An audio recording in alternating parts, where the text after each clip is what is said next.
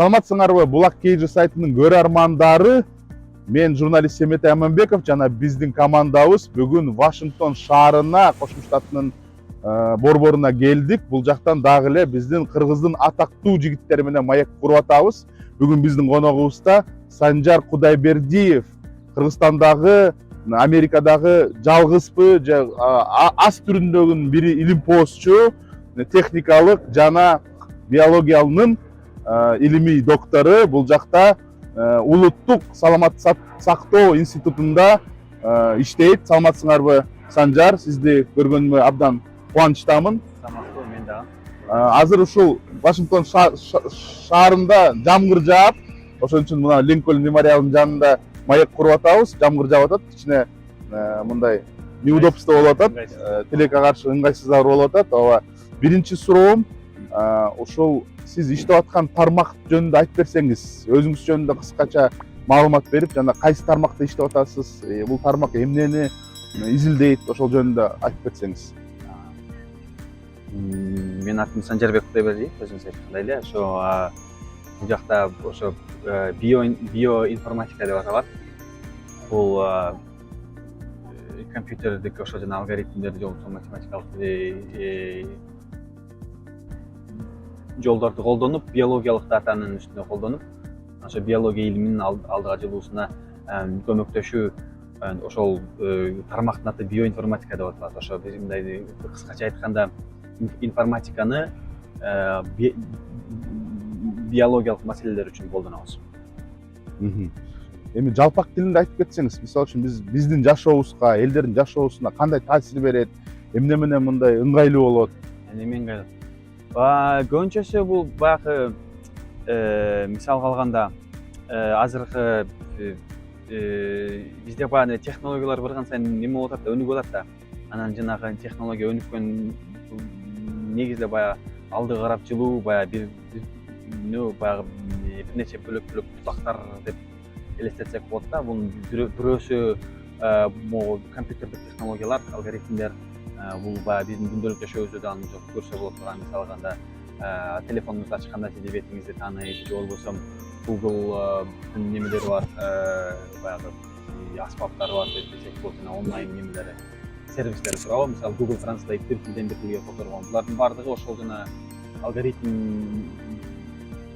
алгоритмдер тармагындагы аябай тез алдыга жылган өнүгүүнүн натыйжасында эме чыгып атат да. Анан ошол эле убакта биологиялык жактан да технология өнүгүп атат аябай тез, күндөн күнгө жана ылдамдап. Анан бул технологиялык ушунчалык тез өнүккөн үчүн ушунчалык көп жанагы дата чыгарып атат да, маалымат. Анан мурда мисалы алганда бир салыштырмалуу жакында деп айтсак болот тургандай 15 жылга чейин мисалы лабораторияларда жана чыгарылган даталарды кол менен анализдеп, киши өзү анализдегенге мүмкүн боло турган болсо, азыр аны мүмкүн эмес да. Анткени өтө эле көп эбегейсиз чоң өлчөктөгү дата чыгат да, миллиондон деген. Ошол аны уже анализдеш үчүн адамдын немеси жетпейт. Анан ошого компьютердик алгоритмдерди колдонуш керек. Анан биз ошону адамдын ДНКсын же болбосо башка организмдердин көбүнчө мен иштеген проекттерим адамдын ошол адамдардын геномдорунун ДНКсынын үстүнө ошол жанагы аябай алдыңкы таптагы алгоритмдерди колдонуп, ошол жактан бизге керектүү тыйнактарды чыгарганга аракет кылабыз. Биз негизги максатыбыз ошол. Практикалык түрдө кандай оорулардын механизмин түшүнгөнгө аракет кылабыз. Мисалы үчүн ДНКда жана рак оорулары, жаман оорулар ДНК менен келип атпайбы генетически? Ошону расшифровка кыласызбы же кандай? Кээ биркилери, мисалы алганда кээ бирки ооруларга адамдарга караганда жатканыраак болот да. Мисалы алганда эки бир тууган деп коелу. Бирдей диета жейт, бир жерде жашайт, демек болот, бирок бирөөсү көбүрөөк ооруйт, бирөөсү азыраак ооруйт, туурабы? Ошондо мындай деп ойлосоңуз болот да. Бул экөөсүнүн арасындагы жанагы ДНКсындагы айырмасы генетикалык составляющийси болушу мүмкүн деп айтсаңыз болот да. Эгер ошондой боло турган болсо, аны табыштын бир эле жолу бар, экөөнүн тең ДНКсын астынан салыштырып көрөсүз да. Анан ошол жердин айырмасын бөлөк болгон жерлерин изилдейсиз. Биз көбүнчө ошондой иштерди кылабыз. азыр кайсы жумуш менен алек болуп атасыз азыркы убакытта кандай эме type 2 diabetes деп коет, жанагы диабет оорусунун экинчи типи.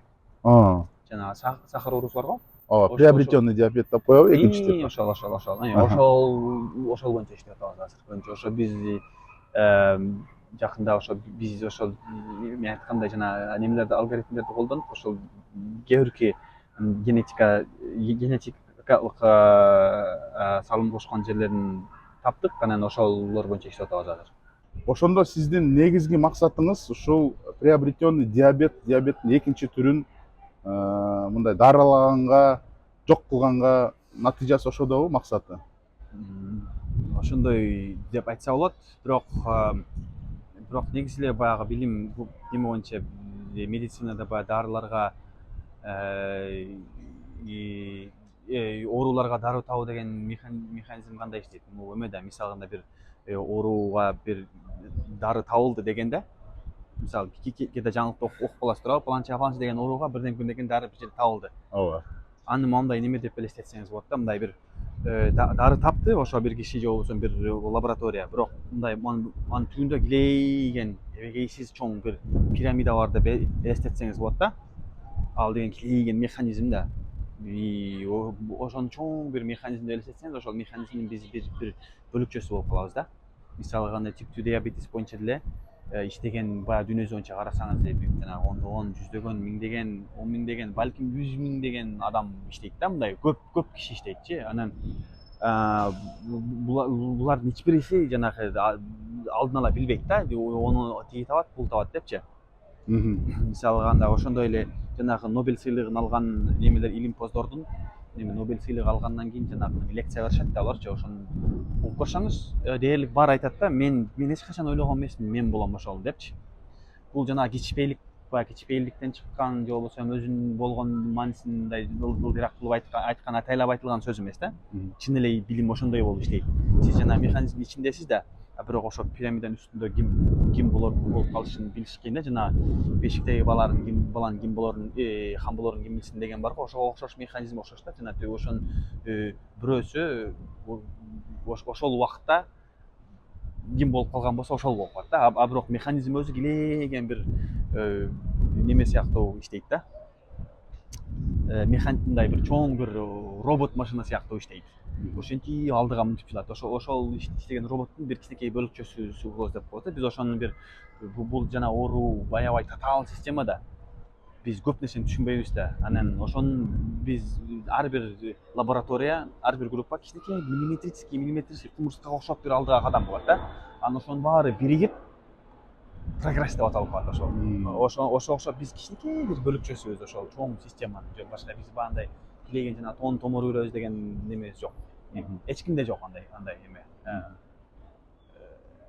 Өзүңүз жөнүндө кыскача айтып кетсеңиз, өзүңүз каяктан болосуз, каякта туулдуңуз, төрөлдүңүз? Мен ата тегим негизи өзү Баткен областынын Лейлек районунун Кулунду айылы.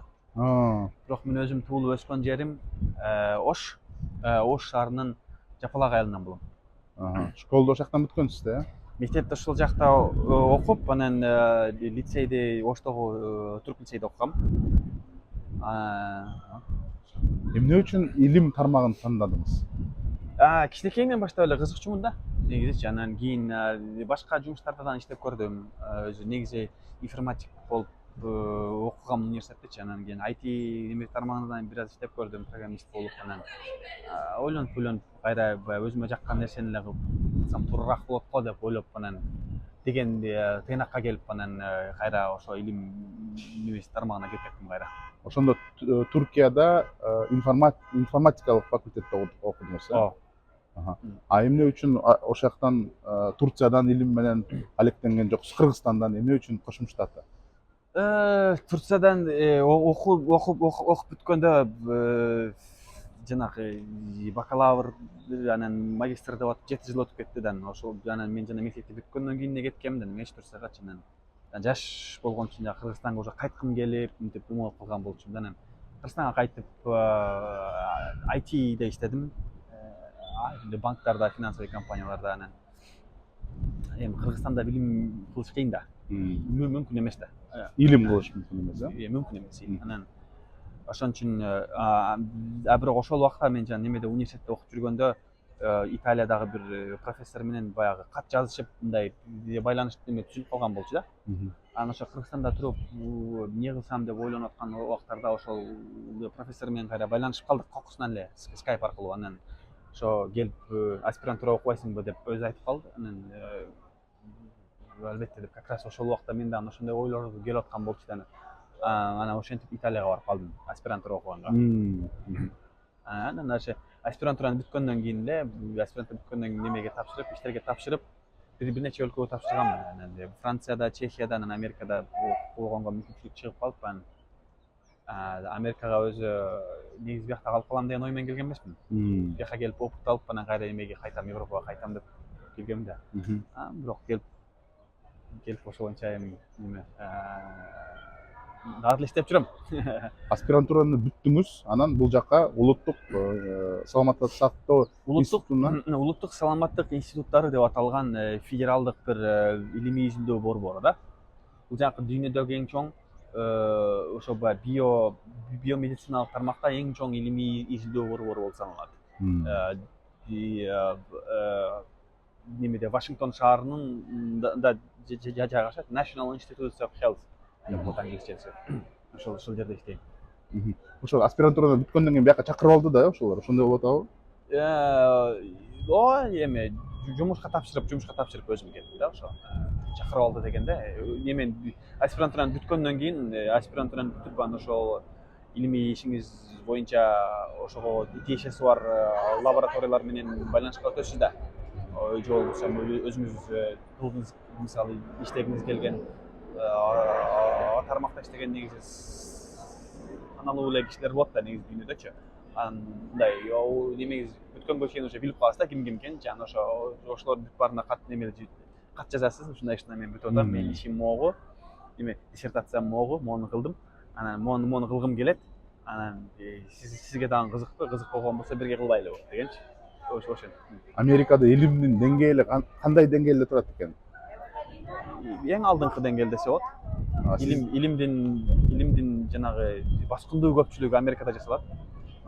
Сиздин институттуңузда аспаптары, техникалары кандай экен? Эң алдыңкы деңгээлде жанагы каражаттар боюнча жанагы материалдык каражат, адамдык каражат, жанагы негизи эле баягы немени мындай шарт түзүп беришет да иштегенгечи. Санжар мырза, азыркы илимдин кайсы эпкичте турат? Жакын арада 5 жыл болобу, 10 жыл болобу? Илимдин кандай ачууларын көрсөк болот? Прогресстерин билимде кайсы тармактарды да карайсыз да, мен жана баардык тармак үчүн айта албайм эми, бирок биотехнология тармагын, биоинформатика, ошо жана биологиялык же жана биомедициналык тармак боюнча айта турган болсок, мен жана баягы биздин маектин башында мен айтып кеткендей эле, жанагы мен да жакындан билген эки чоң илимий төңкөрүш деп айтсак боло турган баягы тарыхый бир жанагы бир немеден доордон өтүп барат, доордун ортосундабыз да. Бул биринчиси AI жана жасалма эс, адамдын жанагы ойлонушун алгоритмдер колдонуп аркылуу искусственный интеллект. Ошонун бир ошонун төңкөрүшүнүн ортосунда турабыз да. Барган сайын ылдамдап алга карап жылып баратат. Мисалы алганда ошол эле баягы deep learning деп коет. Жанагы жаңылыктардан күндө окусаңыз болот. Deep learning анан тапты, deep learning мисалы алганда дары таап атат депчи. Deep learning деген бул терең үйрөнүү. Бул ошол жана алгоритмдердин бир классынын аты. Бул биринчиси. Компьютерлик технологиялардан баягы бир чоң мындай немелер төңкөрүш менен ортосунда турат. Экинчиси биотехнологиялык жактардан. Мурда мисалы биологиялык немелер системаларды мисалы анализдеш үчүн биз баягы теориялык түрдө эле көбүнчө изилдечүбүз да, же болбосо кичинекей немелерди. Азыр технология өнүгүп, ошол биз мурда баягы теориялык түрдө ойлонгон нерселерди практикалык түрдө кылса боло турган болуп калды да. Мисалы алганда организмдердин ошолдердин ДНКсын барып түздөн түз баягы өзгөрткөнгө технологиялар пайда болуп калды. CRISPR-Cas деп коет. Бул аябай ошо биология илимдеринин биз жанагы негизде биология боюнча биздин түшүнүгүбүздү алдыга карап аябай тез жылдырып атат да. Ушунчалык тез жылдырып атат, что эмне болоорун айтыш мүмкүн эмес да азырчы. Мисалы алганда былтыры же болбосо мурдакы жылы биз үчүн толугу менен мындай мүмкүн эмес болгон нерселер бүгүн мүмкүн болуп калат да. Ошон үчүн биз баягы мындай траектория боюнча мынтип алда мындай аябай ылдамданып жогорурап чыгып атканыбыз үчүн эмнени күтөрүбүздү айтыш кыйын. Бирок негизги эле биздин максатыбыз, билимдин максаты ошо жана ооруларга неме табыш да. Жол табыш, ооруну сакайтууга жол табыш. Оорунун жок, ооруларга сакайтууну жол табыш үчүн биринчи оорунун өзүн түшүнүш керек. Биздин негизги максатыбыз ошол, организмдерди, биологияны мындай тереңирээк түшүнгөнгө аракет кылабыз. Азыр ушу биотехнология, биоинформатика кандай өнүгүп атат? Өнүгүүсү барбы? Спрос болуп атабы ага? Барган сайын тереңдеп мындай чоң болуп баратат, барган сайынчы мындай көбөйүп, ал тармакта иштеген адамдардын саны дагы көбөйөт. Анан бул билим деген мындай да, бирдемкени ачсаң, бир суроого жооп берсең, 10 жаңы суроо пайда болот да. Ошо барган сайын кеңейип кете берет да, мынтип. Аябай тез чоңоюп бараткан тармактардан бирөөсү болуп саналат биоинформатика, биологиялык big data деп койсо болот. Ошол биологиялык big datаны азыр каяктан үйрөнсө болот? Каяктан үйрөтөт негизи муну? Бул эми жана билим да, жанагы билим алуу ийне менен кудук казгандай дейт го. Муну мындай үйрөнүштүн бир жолу жок да. Көп аракет кылып, эмгектенип, тырышып үйрөнүш керек да. Анан кандай интернетте, мисалы азыркы доордо кандай интернетте баарын таап алсаң дээрлик бүт баарын тапсаң болот. Университеттер, дүйнөдөгү эң алдыңкы университеттер курстардын баарын бекер чыгарып коет. Аны просто кызыгып мындай окуган киши табыш керек да. Ошону үйрөнгөнгө кызыккан адам киши табыш керек. Сиздин профессияңыз ошондо дүйнө жүзүндө азыр мындай востребованности барбы? Аябай. Востребованности бар болгону аз келгенче неме мындай жетишпей баратат. Барган сайын бул жана жетишпештиктин өзү дагы кеңейип баратат барган сайынчы. Эмне үчүн? Себеби тармактын кеңейиши профессионалдардын даярдалышына караганда тезирээк алдыга жылып атат да. Биз жана адамдарды алып келип жетише албай атабыз, үлгүрө албай атабыз. Түшүнөсүзбү? Иш аябай көп. Адам аз. Илим посттор аз болуп атат.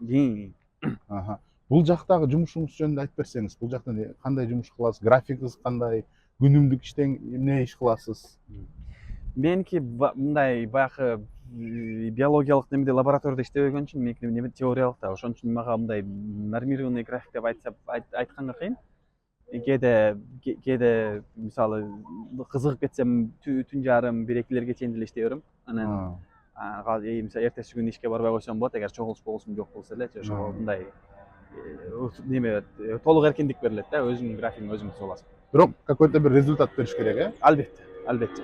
Мисалы ай сайын же болбосо жылына 4 жолу отчет жазып турасыз, анан кийин макала жазышыңыз керек. Статья чыгарбасаң болбойт дегендейчи. Ачылыш кылыш керек, открытие кылыш керек, э? Открытие кылбасаң дагы ошол кылган ишиңди мындай документировать этип жазып бир жака чыгарышың керек да. Ачылыш болсо дагы, болбосо дагычы. Сиздин институтуңузда иштеп аткан коллегалар кайсы дүйнөнүн кайсы өлкөлөрүнөн?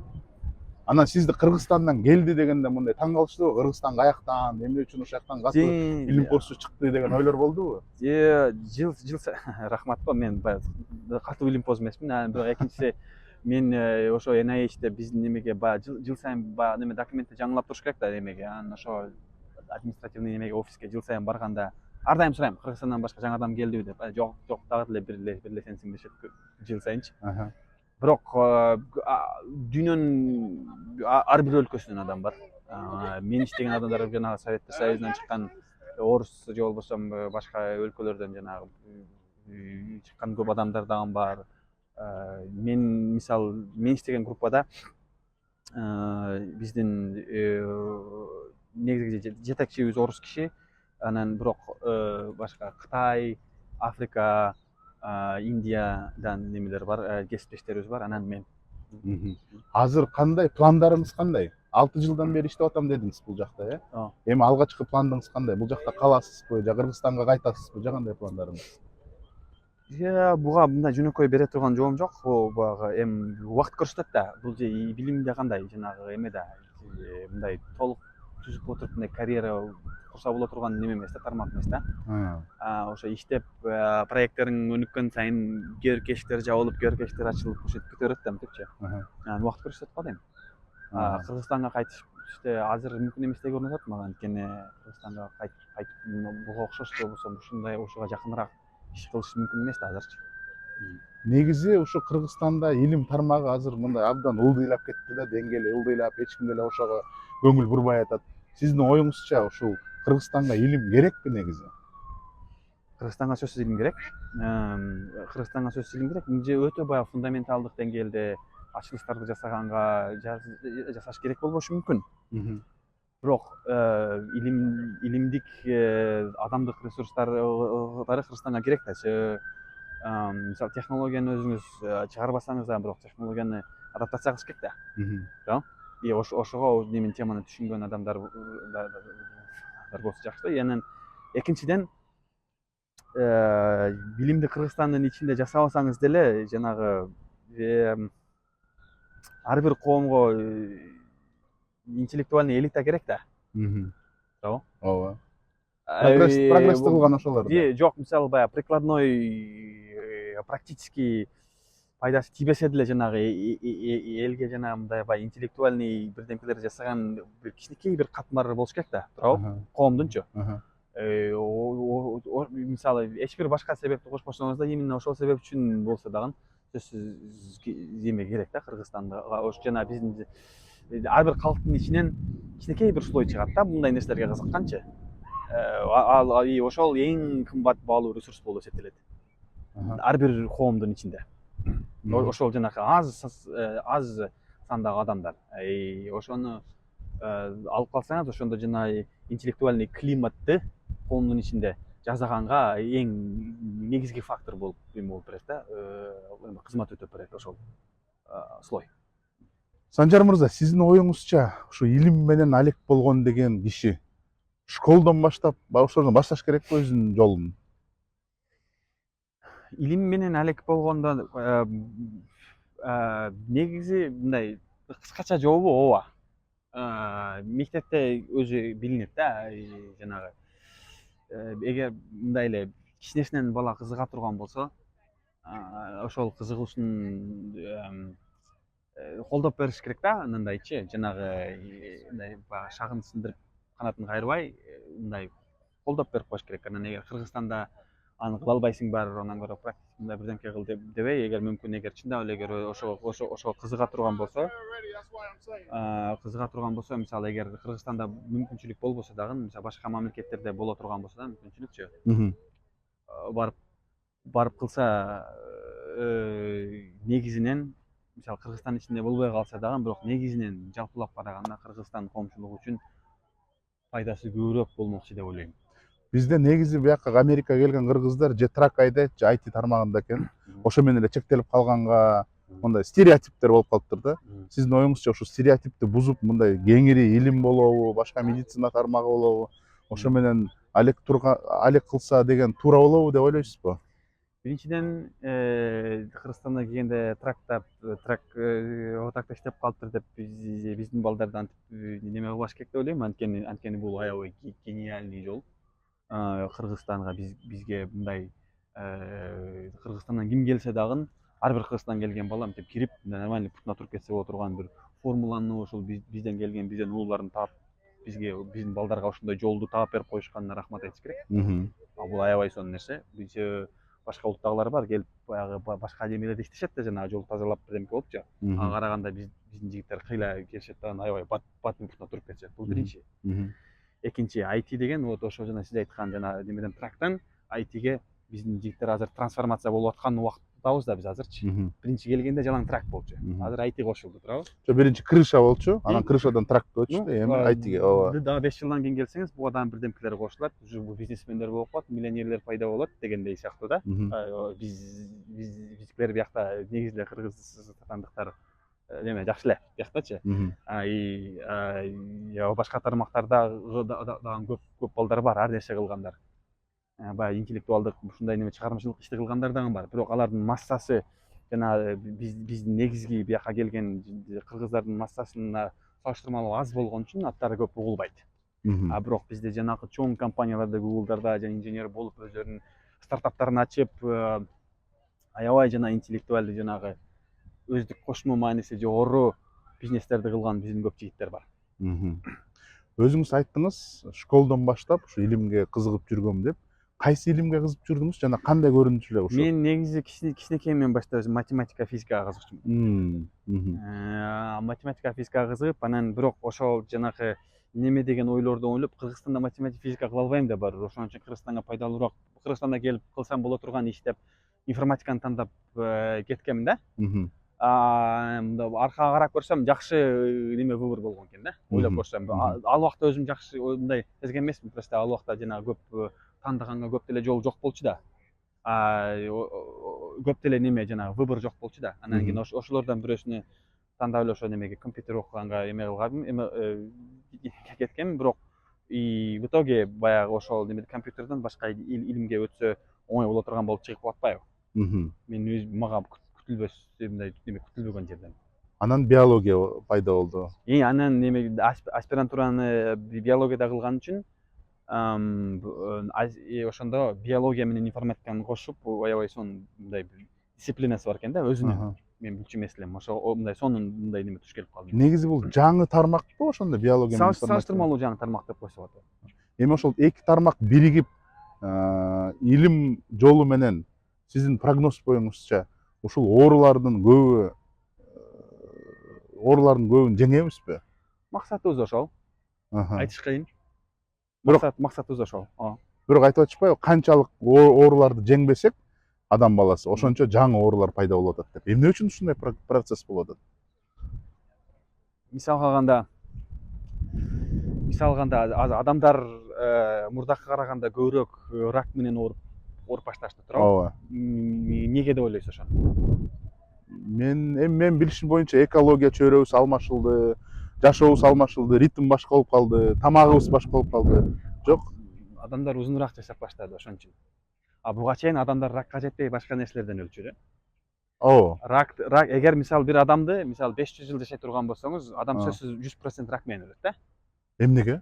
Рактын биздин немебиз, натурабыз ошондой. Бул жанагындай ыктымалдуулук оорусу да, жанагы бир ар бир секунда сайын сиздин рак пайда болуш ыктымалдуулугуңуз бар да, ал ыктымалдуулук жокко эсе нөлгө жакын да. Бирок эгер узун жашай турган болсоңуз, ошол барып чогулуп туруп, бир күн цик деп иштеп кетет да. Ракчы. И ошон үчүн бул баягы сиздин сиз айткан немеңизге жооп бере атпаймынбы? Мисалы жаңы оорулар пайда болду депчи. Мисалында мурда мисалы Альцгеймер деген оору деген маселе жок болчу. Себеби дегенде орточо адамдын жашы 70-70 болчу да. Азыр 80-90 болуп атпайбы? Карыганда ошол жанагы 80-90дон кийинки жашта уже баягы Альцгеймер чыгыш ыктымалдуулугуңуз дагы чоң да. Ошон үчүн ооруган адамдардын саны дагы көбөйүп баратат да. И ошого окшоп мындай ардыга жылга сайын баягы мен сизге айткандай бир суроону жооп берсең 10 жаңы суроо пайда болот дегендейчи. Ошентип алдыга карап жылып кете беребиз да мынтип. Демек, эгерде илимпоздор ушу ДНКнын баарын изилдеп чыгып, жандуулардын бүт кандай структурасын изилдегенден кийин дагы бир суроолор жаралышы мүмкүнбү? Мүмкүн эмес, жаралып кете берет. И мунун чеги барбы жокпу, аны дагы билбейбиз. Чеги как мисалы кээ бир адамдар айтышы мүмкүн, эме теоретически мунун чеги болуш керек, потому что чектүү дүйнөдө жашайбыз деши мүмкүн. Бирок ал чек каерде экенин билбейбиз. Менин оюмча чек барбы жокпу экенин дагы билбейбиз. Демек, адам канчалык көбүрөөк жашаса ошончо рактын мында тобокелдиги өсөбү? Эмне үчүн кээ бирлер жаш кезде рак болуп кетет, кээ бирлер ыктымалдуулук да, ыктымалдуулук. Жаш кезде рак болгондордун саны жокко эсе почти. А бирок 50-60тан кийинки уже карасаңыз, проценти секин көбөйүп баштайт мынтипчи. Анда мындай суроо, ушу рак азайыш үчүн эмне кылыш керек? Тобокелчилигин азайтып. Ден соолукта жакшы кармаш керек. Канцероген нерселер бар. Канцероген. Ошолорду аз чеш керек, э? Аз чеш керек. Анан кийин дени сак жашоо түрүн неме жашаш керек да. Башкача Ал айтканда кандайча? диетаны жакшы кармаш керек. Баягы эле нерселер да. Любой эле доктурга барсаң айта турган нерсе. Диетаны жакшы кармап, физически кыймылдап, спорт менен машыгып деген нерсе да. Мындай жакшы тамактанып. Ошол кепилдик береби? Берет. Кепилдик бербейт го, жардам берет, ыктымалдуулугуңузду азайтат. Кепилдик дегенде 100% кепилдик деген нерсе жок. Тилекке каршы. Аны мисалы кепилдик келечекте пайда болушу мүмкүн, бирок ал үчүн биринчи рактын эмне экенин биз түшүнүшүбүз керек да. Биз көп нерсени билбейбиз да. Биз билген нерсе айсбергдин учунун, анын учу десек болот да. Демек азыр Үстүртөн эле биздин немебиз бар, интуициябыз бар. демек ракты жеңебиз деген ойдон алыс болуп атабызбы азыр? Жолунан. Максатыбыз ошол, бирок жакындай элекпиз дагы элечи. Толук. Ошо биздин муунда, биздин поколенияда ушул мүмкүнчүлүгү барбы? Менин үмүтүм ошондой. Анткени информатиканы коштук дедик. Мурда сиз өзүңүз айтып атасыз, адам баласы жалаң эки көз менен, эки кол менен кылса, азыр чоң жанагындай высокий технологиялар кошулуп атат. Вот ошон үчүн дагы мен жана үмүтүм бар да ошон үчүн. Бирок ошол эле убакта мисалы баягы тарыхтагы, мурдагы кылымдардагы жанагы чоң илимпоздордун биографияларын окуп көрсөңүз, алар деле ошо дешет да, биз өлгөнгө чейин неме дегендерин көп тапсаңыз болот да. Эмне дегендерин? Ошо биздин убагыбызда табылат немелери, жолдору деп айтылгандар көп болот да, мынтипчи. Анан башкача мындайча айтканда айтыш кыйын. Үмүтүбүз ошондой. Аракетибиз ошол багытта. Анан эмне болот экенин көрө жатарбыз. Кошмо Штатында эгерде купуя болбосо, илимпоздчулар жакшы акча жакшы табабы? Зарплаттары чоңбу? Жетиштүү.